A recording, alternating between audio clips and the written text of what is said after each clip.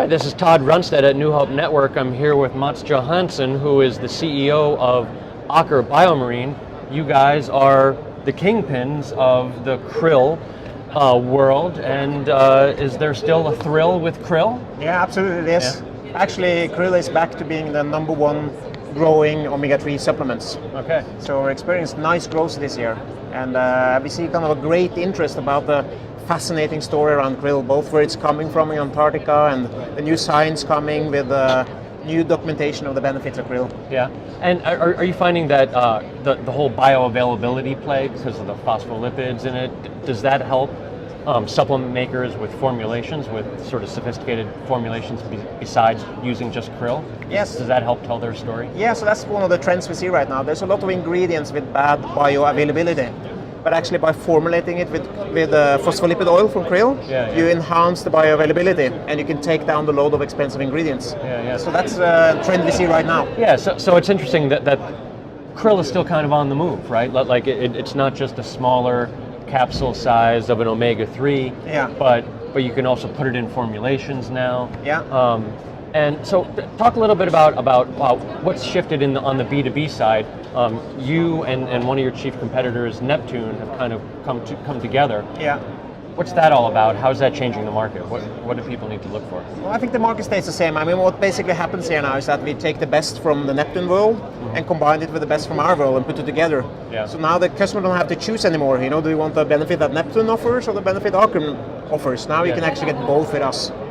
So I mean, as you know, we're dedicated to krill. I mean, we are investing, $400 or $500 million into this venture, and we're going to keep doing it. While Neptune, they wanted to focus on other type of ingredients, and it was natural for them to find a home with their krill business with us. Right, that's good. So last thing, let's talk about interesting new research that's happening. You're doing some research using krill on the U.S. military. Is that right? What's happening with that? Yeah. So I mean, the idea is that the typical bio omega-3 supplement today is female 50.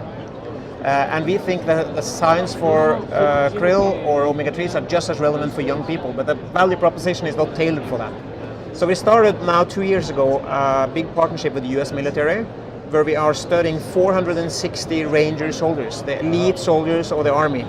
Half of them are going to get krill, the other half is going to get the placebo, and we're going to follow them for 2 years, and we're going to measure everything you can only measure in the army. So primary endpoint is actually dropout rate, because it's enormous pressure in this program. So the idea here is that the group on krill will be more robust to handle that stress and pressure that they feel.